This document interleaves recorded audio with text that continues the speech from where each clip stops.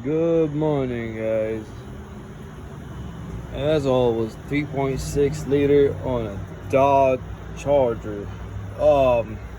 This car was misfire on cylinder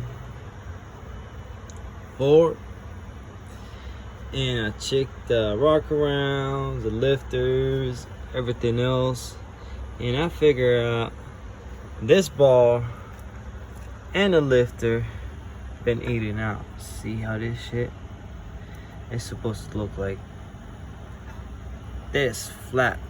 This has been eaten out so bad, and that's what causes the misfire. But sadly, we had to take that timing chain out so I can change the whole cam bar. Other than that, there's no way to take it out, and when I get it all together, I'll just update you guys on it.